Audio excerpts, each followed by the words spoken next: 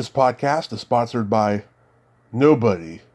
Hey dudes, welcome to Splat from the Past, the only 80s themed horror and sci-fi show where things could get totally radical. Now today I will be welcoming, and I cannot believe I will be saying this, I will be welcoming Mr. McFeely himself, David Newell from Mr. Rogers' Neighborhood, and I cannot believe it. I mean, I grew up watching that show every morning as a kid.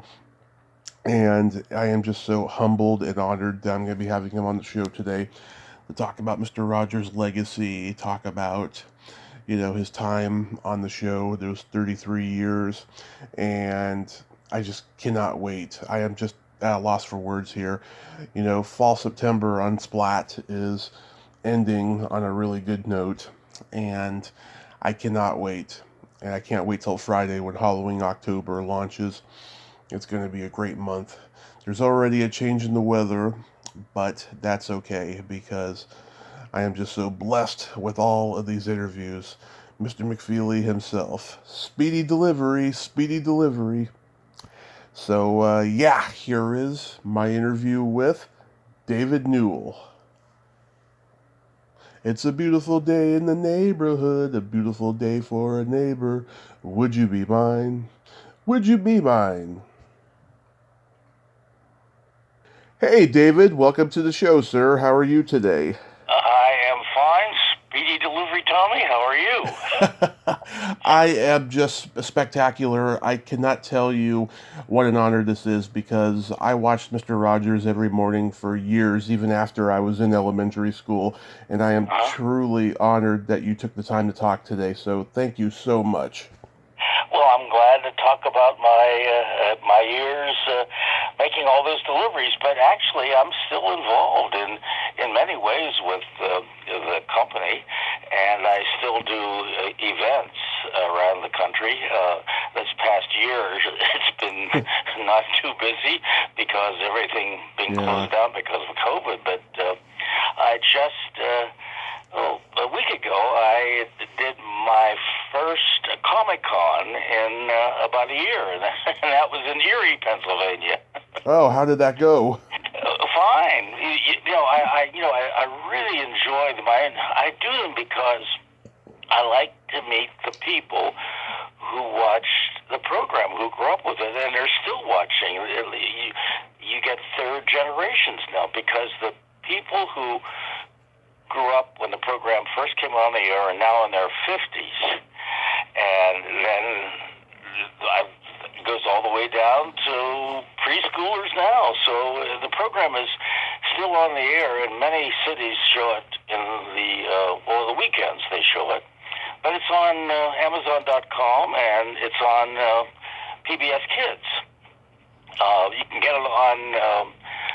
an app now. There's a PBS Kids app where you can watch all the neighborhoods and other PBS children's shows. So it's still with us. You can still get up and watch it. Yeah, I didn't realize it was on Amazon. That's wonderful. Yeah, it's on Amazon. Not all of them, but a good chunk of them. The later ones, at least, are on Amazon. So I hope your listeners take advantage of that. They're there, and I guess you can buy them if you want to. I'm not quite sure, but at any rate, and also the retail has sets of DVDs that you can buy too. So the neighborhood is still with us. Where are you calling from? Where? Redding, California. Oh, I've been to the home of the Redwoods. Yes. I've been to Redding. I've been to the Redding Public Station, actually. One year I took a PBS station trip through California and started in Sacramento and worked my way up to Redding. I did Eureka, and then back down to, I believe, to L.A. and then San Diego. So that where you are is a beautiful part of the country. That's lovely in Redding. Yeah, I'm originally from San Francisco, though. That's where I was watching the show growing up. KQED. Yep, KQED in San Francisco. Well, it's a lovely... Northern California is wonderful. I used to live in Los Angeles, but never got to Northern California that often. And then when I started to do events for the program, in fact, I've been to every state in the union now, doing some event over the many years I've been involved with the program. Nice. So going back in time, did you gravitate toward acting early on in your childhood? I think I did, Mike. Well, in fact, I know I did. You know, it wasn't just acting. It was. I was interested in production. In fact, that's how I got involved with Mr. Rogers' Neighborhood. Mm-hmm. When Fred Rogers hired me, I didn't know him, and I was going in to meet him because a friend of mine knew Fred Rogers, knew me, and set up an appointment because the program was going to go national. This is in 1967. And I went in and talked to Fred for about an hour. And he talked about everything except the job. And about an hour went into the interview, and he said, well, when can you start? and the job was to be production coordinator, making sure the props and the costumes were ready. I'd have to get some if we didn't have whatever we needed, making sure the scripts were put behind the pieces of scenery so he could read the script, read the lines of the puppets. I was in charge of all of that, and that's what I was really interested in, and acting too, but interested in production. But how I got into the McFeely role is that during the interview, he told me about everything, gave me the first week of scripts to work on. He said, oh, by the way, I've written in a delivery man part, and I want you to play it. He said, I knew you had some acting experience, too. I want you to do that. And I said, oh, I'd love to do that. So that was my job then, in production and McFeely, and I've been doing McFeely ever since. Yeah. But I got interested in the theater, but my grandfather took me to see a play, a touring company of a comedy called Harvey. I don't know if you've heard of that play. Oh, yeah, when Jimmy Stewart did the movie. Yeah, everybody says Jimmy Stewart, that was the movie, yes. But it was a very famous play on Broadway before that. It starred a comedian called Joe E. Brown. Yeah. And I don't know if you know that name, but he was a very famous comedian in the 30s, and he toured in the play, and I loved it. But after the play was over, the curtain call, all the actors left the stage, but Joe E. Brown stayed on the stage and talked to the audience for 10 minutes or so, chatting with the audience and doing a little magic trick and so forth. And that just intrigued me so. And I think that's where I caught the bug. And that performance was a Saturday matinee. I'll never forget it. And in this grand old glorious theater, one of those old-time, big old movie palace type theaters. Only they did live productions and not movies. It was a wonderful experience, and my grandfather, I think, really was the person who introduced me to theater. It was a live theater. It wasn't a movie. It was a live theater. And from that point on, and that was when I was about 8 or 9, and I've been intrigued with it ever since. So here I am talking to you. So you immediately started doing school plays and community theater and all of that? Yeah, I was in some school plays in grade school more than high school. High school, I didn't get into plays, but I was going to after high school, I graduated and worked for a year, and then I decided, there was a theater in Pittsburgh. It's a regional theater. It's very well known. It's called the Pittsburgh Playhouse, and they had an acting school, and I enrolled in that. It was a 2-year course, and I supplemented that with University of Pittsburgh, getting the academics at University of Pittsburgh. But I went to the Playhouse and studied acting and production, everything. It was a wonderful, wonderful time, and that's how. Then that parlayed into television because I was working at the Playhouse, interning after my school years, and somebody said, this was the early 60s, and television was still black and white at that point, and somebody in the office or someone said, you're interested in production and you're interested in theater, you should volunteer for WQED, which is the local public television station in Pittsburgh. That's where we tape the neighborhood. You should and learn about television. That's the new. It's coming. That's the new showbiz, so to speak. And I did, and that's how I got into public television. A person there recommended me to Fred Rogers, and I interviewed with Fred Rogers and got the job. And it's interesting how Fred Rogers interviewed me. I had just returned from a summer in Europe. This is the summer of 1967. I was visiting my cousin in London, and I met a friend who was working on his master's, and we toured around Europe a little bit. And I got a telegram at the American Express office. There was no cell phones, no computers. A telegram or a telephone. And it was a telegram from this friend of mine. His name was Bob McCulley. And he said, Fred Rogers is going to go national with the program. Sears Roebuck Foundation is underwriting it. And I've given your name to Fred Rogers to be considered for the staff.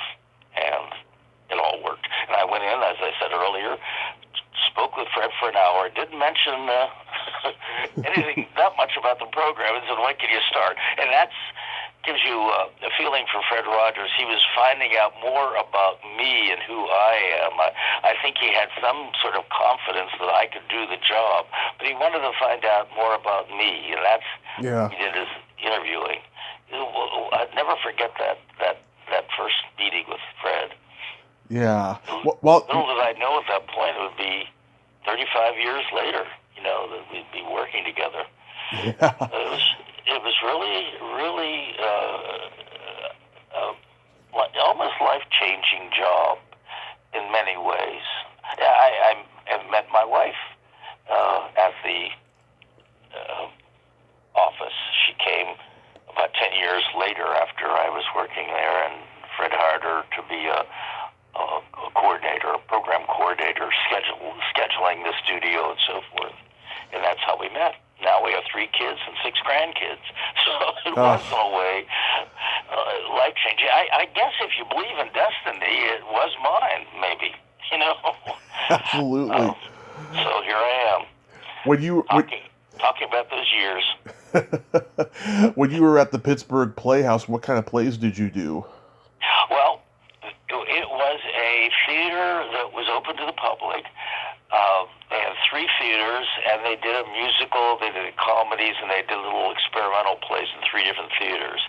Plus, they had student productions, and the students were in the student productions, and then you'd be assigned to work on the main stage production, doing props or some assignments, so you would learn as you were going, and it was a great experience. They did plays like, they did Bye Bye Birdie. It ran forever, that musical. I don't know if you've ever heard of it. And they did a lot of Neil Simon plays, that type of play. But then they would do Ionesco, and they would do plays that were experimental. In the theater upstairs that sat 99 people. And it was a wonderful experience because you would be assigned to one of the theaters as a student, never in the play or a large role in the plays, but you might have a small role, but your main job would be to work with the lights, the costumes, the props, etc. There every night. The plays ran for 6 to 7, 8 weeks. So you had an experience of what it was like to work in the theater. and it was wonderful. I loved every moment of it. But I loved every moment of my time with the neighborhood. Oh, you've heard of this saying. It's something like goes, when you're choosing your life's work or your career, pick something that you love because you'll never work a day in your life. You've probably heard that. Oh yeah, many times. And it's sort of an old saying now, and not certainly original, but I think about it, and that's what I did. I never worked a day in my life, really, because I loved what I was doing so much, and that's so important. Boy, can you imagine just going to work and hating what you're doing? You may be getting well paid, but I don't know if that's a great trade-off. But at any rate, I was lucky to work with something that I really loved and learn from. It wasn't just a job. I learned so much about television and about specific television that's geared to a certain audience. Yeah. Fred had a way of writing scripts that were relatable to very young children. It wasn't a program for adults, although many adults watched it and learned about child raising from Fred Rogers through the program in a way. Yeah. Now I know that the name McFeely came from Fred's middle name, but when you started playing Mr. McFeely, did you already have the look of him already planned out, and where did the Speedy Delivery come from? Well, I didn't really have the look planned. During the interview, Fred said, "I'd like Mr. McFeely to be not your age." I was probably 29, then maybe a little in between, somewhere around there. But I like him to be somewhat elderly, but not decrepit, but, slightly a spry, elderly person. And because what he wanted to do, too, we did flashbacks. We did flashbacks to the younger Mr. McFeely, so I could be both. And he would write into the script, let's pretend today that Mr. McFeely is... We're going to the McFeely wedding. That was it. We recreated the McFeely wedding. Things like that. And we'd do flashbacks.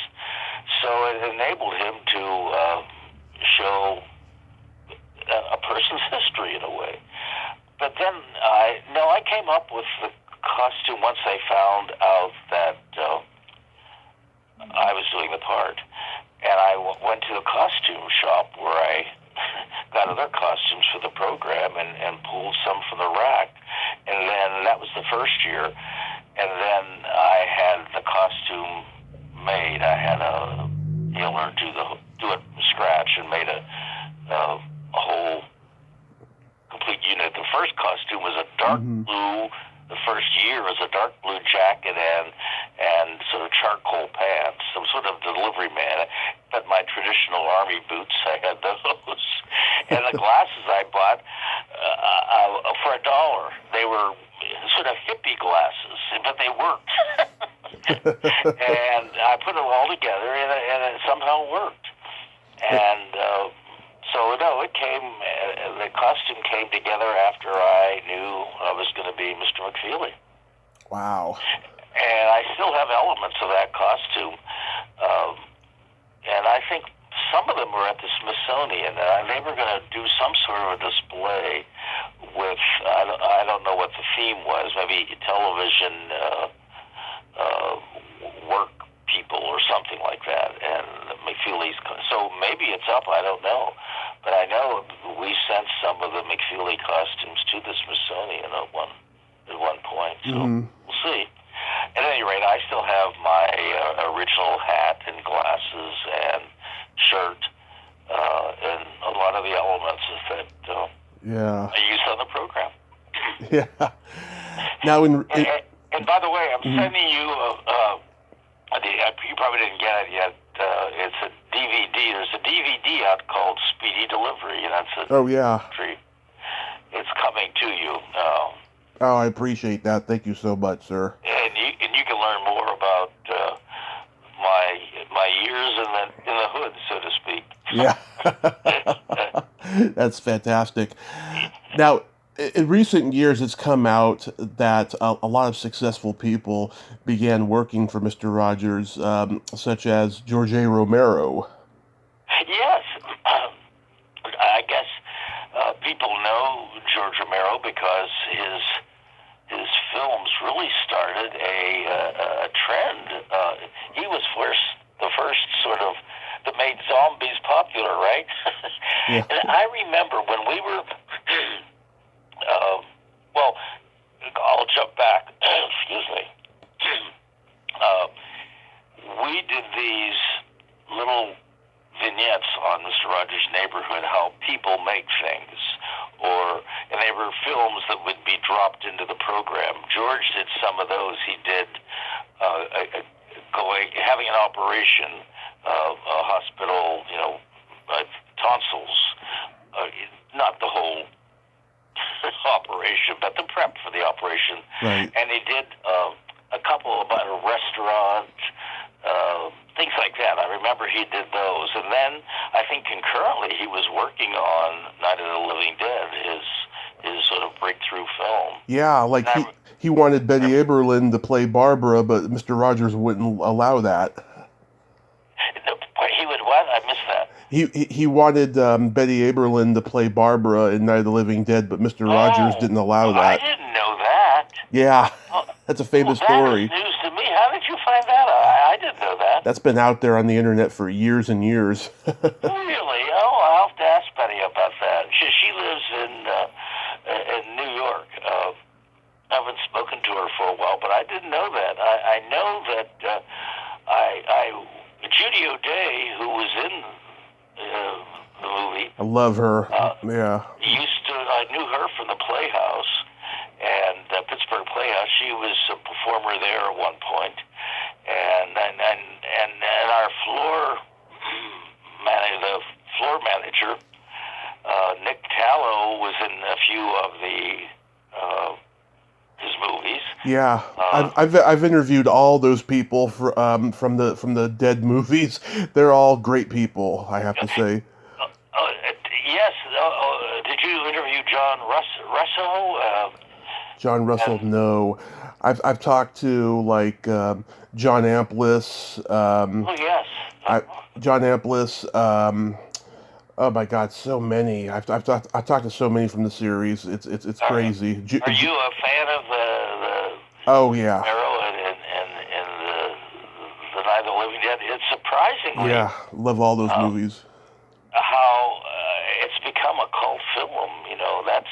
It sort of defines zombie films, and it was filmed really around the Pittsburgh area. There's in Evans City has a house where they give tours now because they filmed in and around that house in Evans City. Evans City is about an hour's drive from Pittsburgh in western Pennsylvania. But it's a classic film. But I remember the night it opened, the premiere was in Pittsburgh at a theater in downtown Pittsburgh, and it was quite an event.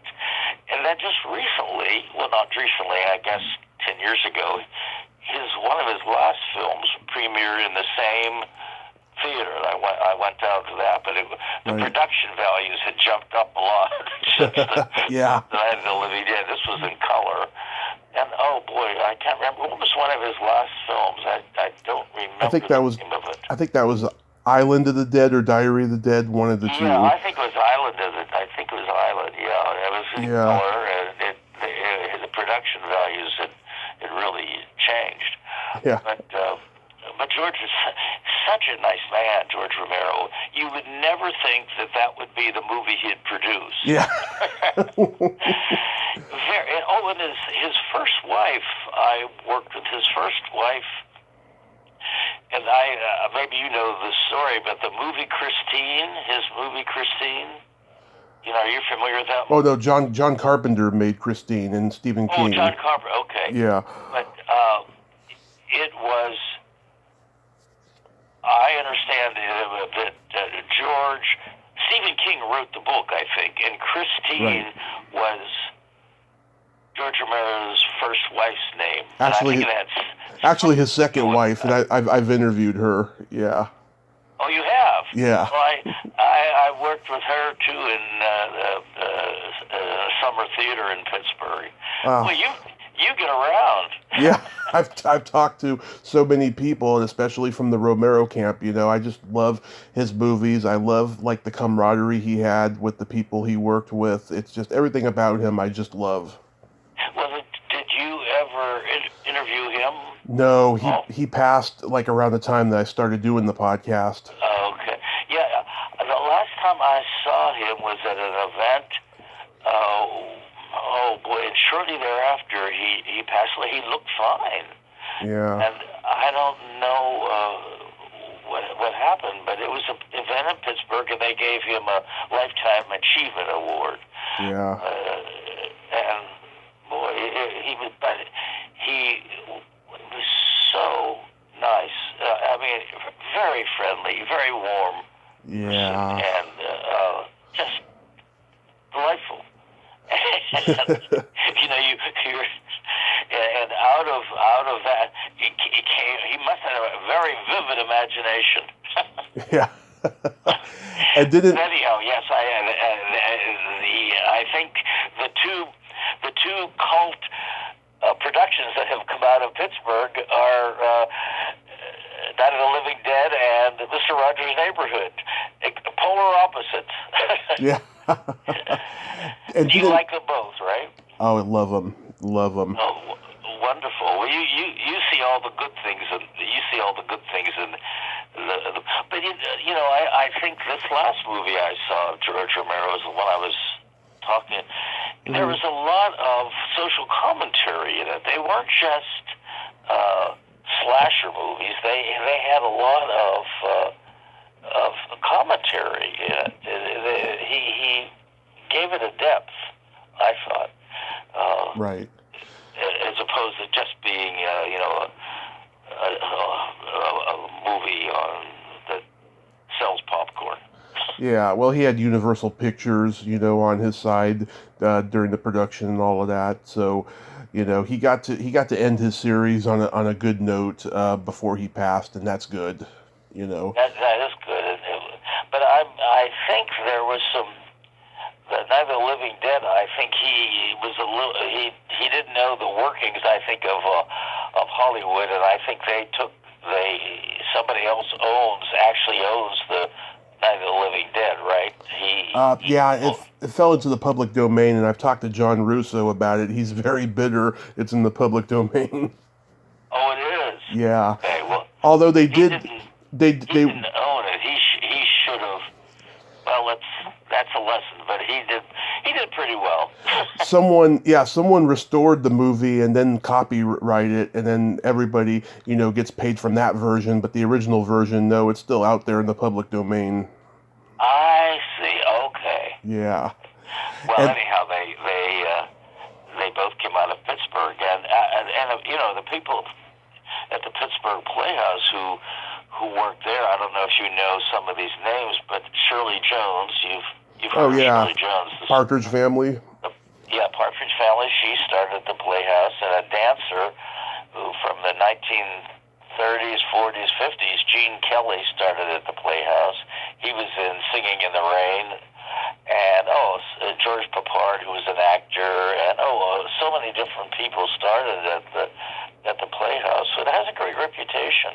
And by the way, if you're ever in Pittsburgh, and your listeners are ever in Pittsburgh, there's a museum, it's called the Heinz History Center, and it's located in downtown Pittsburgh, and it has artifacts from Pittsburgh and Pennsylvania, and one of the displays is the original set of Mr. Rogers' Neighborhood. Ooh. It's on, you can go in and see the set. There's the interior, and the tree and the castle are there, and my bike is there, and some props. And it's called the Heinz History Center. I'll check it out. It's worth a visit if your listeners are ever in Pittsburgh. I'll check it out. If you like the neighborhood. So you can see the actual set, and people come from all over. When I go there, I took some friends down to see it, and other people, of course, were there, and they were from all over. There wasn't anybody from Pittsburgh there. They were from all over the United States visiting the Pittsburgh for whatever reason and seeing the set. So it's quite. If you're a neighborhood fan, and anybody's coming to Pittsburgh, look it up. Heinz History Center. I sure will. And also another one was Michael Keaton. Didn't he work for Mr. Rogers also? Yes, Michael Keaton. His real name is Michael Douglas. Of course. And he, of course, changed it because of Michael Douglas, the other actor. And Michael worked on the floor crew. He actually worked for WQED, which is the station. He was their employee, and we would rent the studio, the facilities, and they would assign people to work on our production. And Michael ran the trolley from time to time, and he worked picture, and he helped set up the set and take it down. And yes, he worked on it for 3 years, I think. And then I remember when he left for Los Angeles, he came back for a visit, and he had already done, it was a sitcom he was in, and I can't remember the name of it. Oh, Working Stiffs. Yes, that was it. He was doing that, and he was on the Mary Tyler Moore show, not the half-hour show, but Mary Tyler Moore had a variety show on Sunday evenings. Right. It didn't last for about a year, I guess. And he was one of the cast members in the show. They would do skits and musical numbers, and Michael usually was in one of the skits. And then when he was working on our floor crew on weekends, he would go to New York and do the comedy clubs. He would drive up, I guess, and do a comedy club gig and then come back. So he worked hard. He was but his first feature was Night Shift. Yes, and that's Michael. He's a lot like that character in the. Yeah. He's sort of a wisecracker at times, but a very nice man and polite but funny. There was after one of our tapings, I went up to our office. We had our office in the studio building, and Fred said, "Well, I'll be up in a minute. The crew wants to do a little skit for me." And Michael and a couple of the other crew guys had written something, a little skit. I didn't see it because I had a phone call I had to go up to, and I went up. About 20 minutes later, Fred came up to the office, chuckling to himself. He said, "What's so funny?" He said, "Oh, Michael and I think Dick and some of the other crew members did this. It was so funny." And then he said, "And that Michael Keaton is going to be a star." Oh. His name was Michael Douglas at that time, and that Michael Douglas is going to be a star. And Michael proved him right. Yeah. He saw Michael's potential in that little performance they gave, a little comedy sketch that they wrote. But he worked on the program for, I guess, 3 years, and at the station where we taped the program for maybe 4, something like that. That's amazing. My favorite episode of Mr. Rogers' Neighborhood is the Margaret Hamilton one. That must have been just exciting to have her in the studio. I mean, everybody, grew up loving The Wizard of Oz. Oh, yes. I remember that well. She became a good friend. I can tell you how it all began. One day I was reading in a paper about scary images and how a lot of children are afraid of The Wizard of Oz. They love it. scared of it too. Yeah.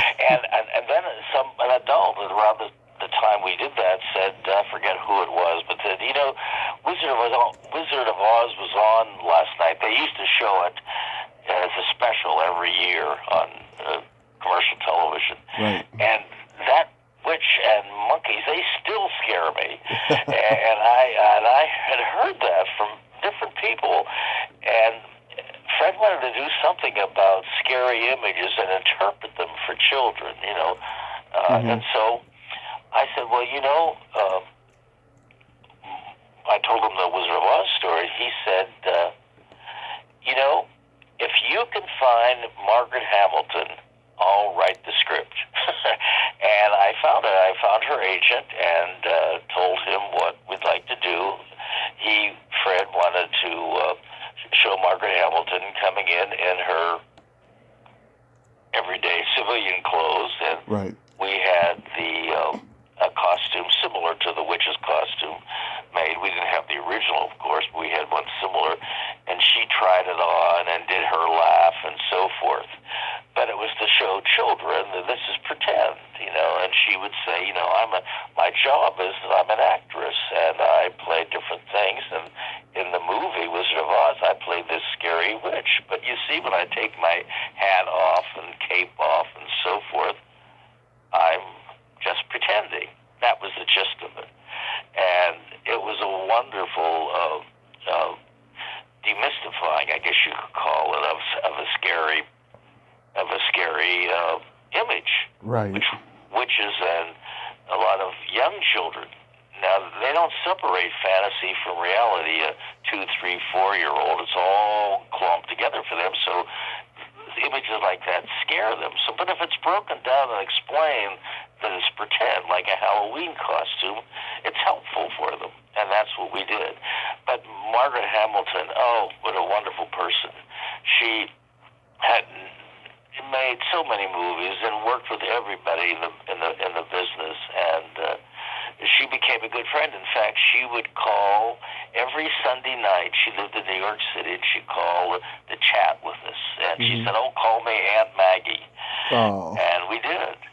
And a lovely person. And every time we would have dinner with her or meet her in New York for lunch or something, she would tell us another story about her days in Hollywood and working with everybody that you would, and some of the behind-the-scenes story of Wizard of Oz when the witch melts away. She actually was burned during that scene. Not seriously, but enough to have her not come in, stay home for a few days.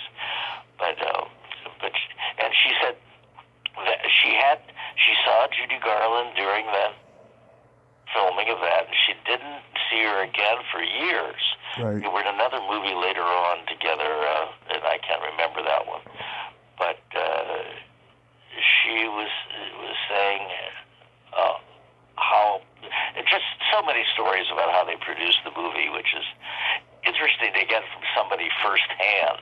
Yeah. Who was actually there on this classic movie to get these stories told to you. She saw it all. She was there. Yeah. A lovely person. And that was one of my favorite Mr. Rogers episodes, the Margaret Hamilton. Yeah. You've seen it, I take it, right? Oh, yeah, it's one of my favorite episodes. I love it.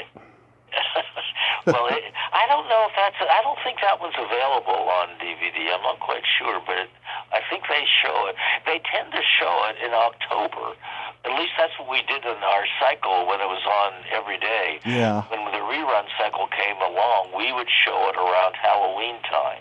Right. So it helped children, when the young children go out to Halloweening or parades, they'll see all these grotesque costumes, and young kids are afraid. A lot of them are. Now, older kids, elementary school kids, they understand, but a preschooler can be pretty terrified by seeing a Halloween costume, especially a really scary one. Yeah. Maybe not all kids, but a lot are, because they don't separate that. To them, that's real. They don't separate that fantasy from reality. Wasn't Mr. Rogers offended when people would imitate him on comedy shows like Johnny Carson? I think sometimes he thought Eddie Murphy's Mr. Robinson's Neighborhood was how did he was offended by that. In fact, we met Eddie a couple times. They wanted Fred Rogers to surprise Eddie on one of those sketches when they wouldn't have told Eddie. It never happened, but they wanted him, Fred Rogers, to come to the studio when Eddie was doing one of those sketches and knock on the door and surprise him. And it never happened, but we did meet Eddie a couple times, and he wasn't offended by that, but there were some that were pretty mean, some of them. Yeah. And, I don't know if he's offended more than sort of hurt or disappointed. When you're made fun of and you're trying to do good work and someone does a takeoff on you, it sometimes can sting. Some people, but Fred basically knew that the people who were doing it because they're comedians or they're satirists or whatever. Right. But a lot of people did take off over the years, and I guess it rolled off his back after a while. But he kept going. It didn't change who he was or what he did. He believed in what he was doing. He thought that the program he was making was what children needed, young children, and he proceeded. No criticism ever stopped Fred from doing what his mission was, and that was creating good programming for children and families. Right. Now I haven't seen the documentary "Won't You Be My Neighbor" yet, but I did see A Beautiful Day in the Neighborhood, and I thought Tom Hanks' performance was just miraculous. Were you satisfied with his performance? Oh yes, I thought he got the essence of Fred. Mm-hmm. You knew, you were conscious that it was Tom Hanks, but it worked. I think everything about the movie worked, and if any of your listeners ever want to see a good representation of what Fred Rogers was like in real life, that is the movie to see. Because it's a true story. It's not a fictionalized story. It's a true story. And then there's a documentary. There are two documentaries, actually, that came out around the same time. There was one, a theatrical documentary by Margaret Hamilton, the director of it, and that played theaters. But at the same time, public television did one, and it was hosted by Michael Keaton, and that was shown on PBS. And people can get copies of both of them, I think, one through PBS, and the documentary is for sale in video stores. The one is called, I get them mixed up. The movie with Tom Hanks is Won't You Be My Neighbor, right? Right. No, A Beautiful Day in the Neighborhood. The Neighborhood. The other one is called Won't You Be My Neighbor, the documentary. That's it. Right. But I thought Tom Hanks did a wonderful job of getting Fred. It's not easy either, It's not easy because you could do it in a way that it would be a parody more than. You have to be careful. It could go. It could be one-dimensional, and it wasn't. Yeah. Very three-dimensional, and he did his homework. He came to Pittsburgh, I think, a month before they started filming, and did some research. Then went back to L.A. Then was ready and took all of the research he did and just sort of studied it, looked at old programs and read articles and read a biography about Fred, and really did his homework. Yeah, my friend Maddie Corman, she played Lady Aberlin in the movie. What was her name again? Maddie Corman. Oh yes. And there was a person who played McFeely, and who was from Pittsburgh. Right. But in it, I don't know if you noticed, there's a restaurant scene where I have a cameo. I'm sitting at the table with near Mrs. Rogers. There's Joanne Rogers and myself, and our producer was at the table. And the producers of the movie wanted to honor the people who've been there for a long time and had us be sitting at a table right near where Tom Hanks and Matthew Rhys were doing a scene. So if you ever see it again, I'm in that restaurant scene. I don't have any lines, but you can see the camera pan by our table, and there we are. Yeah, It was a lot of fun to do it. That scene probably lasted 3-4 minutes, and it took us all morning to do it. Yeah. I saw it in the theater. In a restaurant in downtown Pittsburgh. It wasn't a set; it was an actual restaurant. I saw it in the theater. I have to see it again to spot you. Yeah, it's towards the end of the film where they're talking about the scene where Tom Hanks, as Mr. Rogers, tells Tom, or I think they changed the character's name.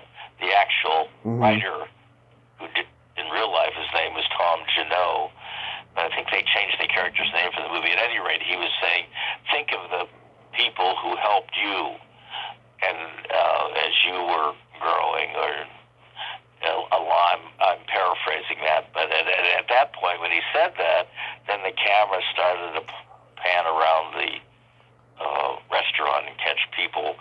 They were all thinking, you have to see it again to get the gist of the scene. Yeah. But watch it. It's a wonderful scene. And it actually happened, though, because the only thing they changed in the film was the editor of the magazine was a man, and in the movie it was a woman. But I remember the day that the scene in the movie has the editor telling the reporter, the author who did the piece for Esquire magazine, I want you to go to Pittsburgh and interview Fred Rogers for a small piece we're doing. Well, it turned out to be a cover story, but he did go to the phone right after he left the editor's office and called and showed this is in the film, and the person on the other end who answered the phone in real life was me. I got the first call, and because I was doing public relations too for the program, and I set up the actual interview.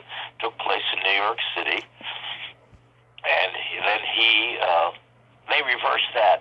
Fred met the reporter from Esquire in New York first. Then the reporter, about 2 weeks later, came to watch taping in Pittsburgh. Oh. The movie, they reversed it. But other than that, it's 95% as it happened.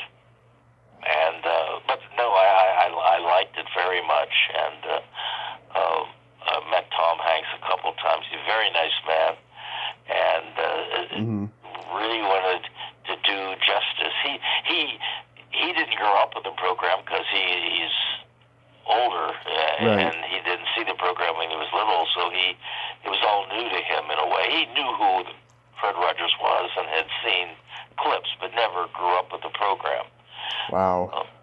So he started, I think he started fresh. And just think of all the people he's played over the years. Yeah. He's, a variety of people, from Fred Rogers to Forrest Gump. What's the one? Box of chocolates. Forrest Gump. Forrest Gump. Yeah, Forrest Gump. Such diverse people, and it always captures the essence of that person. It's very good. I didn't know, but now that I think back on it, I think yes, he was the best choice to play Fred Rogers. He would be able to do it, and he did. In fact, he was nominated for a Academy Award for the performance. He didn't win, but he was nominated. I think if it had been a television movie, he would have won the Emmy. I really think so. Yeah, I think so. I think so too. But also, he had won 2 Oscars before, and I think when we're voting, they take that into consideration. I don't think you should. You should base it on that performance. But nevertheless, I think maybe someone was thinking, let's give it to somebody who hasn't won one yet. I don't know. I'm just. But I think you're right. He would have. But at any rate, he was nominated, and they always say that's an honor in itself to be nominated, right? So you liked it, but you liked the movie then, right? I loved it. I thought it was magical, and good. It was better than I thought it was going to be, quite honestly. Good. Well, I'm glad to hear that. I didn't know what to expect, even though I saw a lot of it being filmed. When you see something being filmed, it's all out of order, and you can't get a sense of it. Right. And I hadn't seen any of it until they screened it for us in Pittsburgh. They actually screened it when they finished when they had the print ready, when it was ready for distribution. They did a private screening for Fred's wife and Fred's family in Pittsburgh. The producer brought a print of it, and they, I guess, a video print of it, and they showed it to Joanne, and Joanne Rogers, and she loved it. Yeah, that's great. So, and they probably, they probably were holding their breath. You don't know how somebody is going to interpret what you've done on their life or their husband or whatever. But she liked it. So do you? I'm glad you liked it. Good. That's good, because you know a lot about the neighborhood, and good. It was good. So it passed your test, right? It sure did. It passed my test. So do you have any upcoming, projects or appearances or anything like that? I'm trying to put a book together of my years working on the neighborhood. You should. I do that. And there are some events coming up, some more Comic Cons coming up that aren't solidified yet. They have to tell me, yes, this is going to work or not. But a lot of things quite aren't back yet. They're slowly coming back, but some events are still not they're still not going to have them this year. But there is every year in Pittsburgh they do an annual sweater drive. Mm-hmm. It's really a clothing drive, but they call it a Mr. Rogers sweater drive, and people bring sweaters and other warm clothing for people who could use them. And they usually do it at the studio where we did the program, where we taped the program, and I'm going to be involved in that. People come in, bring sweaters, and I meet and greet them, do autographs and photos and things like that. And I think we're going to have that. That won't be till December, but they're planning on doing that as an event. And just working on the book. And I got a lot of podcasts these days. A lot of people call who have their own podcasts or interviews, and radio shows who do interviews about television or about events in the world. Sometimes something will happen and they'll call to get our opinion on it. So I do a lot of that, which I love, talking to people who grew up with the program. And I got a lot of mail still that I try to get answered quickly, but I'm not too speedy. Yeah. I'd like to put some thought into it. I like to answer them, and sometimes I'll do it by longhand, and that takes even longer. When you're writing, I write in longhand, and I'll write the whole page, and then I'll misspell something at the very bottom of the page, and you have to do it all over again. That's the beauty of computer. You can just auto-correct it on. You don't have to start all over again. But when you write it by longhand and you make a mistake, especially in ink, you've got to start all over again. But I enjoy it. You find out so much by people when they write letters, and the letters that I get aren't just a little note.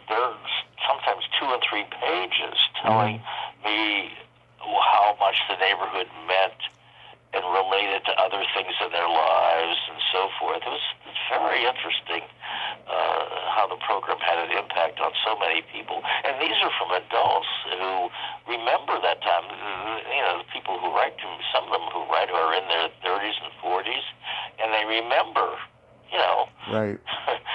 25 years ago when they were growing up, or 30 years ago when they were growing up in the neighborhood, how much it meant to them. So I enjoy that too, and that keeps me busy. Plus, I have 6 grandkids, and they're coming for, 3 of them are coming for a visit this weekend, actually. Great. From New York City. They live in New York City, and so I'm looking forward to that. So it keeps me busy. And my wife actually right now is in Mexico. She loves Mexico, but she loves the culture of Mexico. And she goes down and she's studying Spanish, and she speaks it quite well. But it helps her just to immerse herself in the language. And she goes to a little village called, not little, but it's Oaxaca. That's the name of the village, or city, really. And you really have to speak Spanish in that city. You don't get away with English too much. Right. And it forces her to speak Spanish. But she'll be back in a couple of weeks. But that's her vacation. She really loves it, and I enjoy her enjoying herself because she loves the culture, the language so much. And as I said earlier, we met on Mr. Rogers' neighborhood, and so anyhow, we just had our 6th grandchild, who must be he's, I think, 7 months old now, and he'll be coming along with our granddaughter and our son and his wife. Oh, you are blessed. I'm looking forward to that too. Yeah, you are blessed, David. I want to thank you so much for being my neighbor today, and this has just been fantastic, and I hope you have yourself a great day, and please stay safe, sir. Well, thank you very much, and you're getting a delivery. It's in the mail. You're getting the DVD, and I'll send an autographed photo for you, and I'll try to make it speedy, but it's probably going to take a few days. But thank you very much for calling, and I wish you well with all of your future interviews. And if you ever want to do part 2, just let me know, okay? I sure will, and I can't wait to watch that documentary. I just know it's going to be something I'm going to love. I think you will. I think you'll enjoy it, and it's on its way to you. I don't know how speedily, but it's on its way. Well, thank you for calling me. And before we go, I'm going to count to 3, and we're both going to say speedy delivery, okay? Okay. Here we go. 1, 2, 3. Speedy delivery. One more time, and 1, 2, 3. Now, speedy delivery. You did it. Well, watch for it in the mail, the speedy delivery in the mail, and I hope you enjoy it. All right, David. You have a great day. And you too. Bye-bye. Thank you. Bye-bye. Well, there you have it. David Newell. Oh, my God. What a wonderful man he is. I mean, everything of Mr. Rogers just oozes out of him. You know, it's magic. It is just beyond magic, and I look forward to seeing that documentary. Well, until next time, this is Tommy Throwback Kovac saying, there's no shame in living in the past, because the present sucks. Later, dudes. It's such a great feeling to feel inside when you wake up. I can't remember the rest of the lyrics. Bye.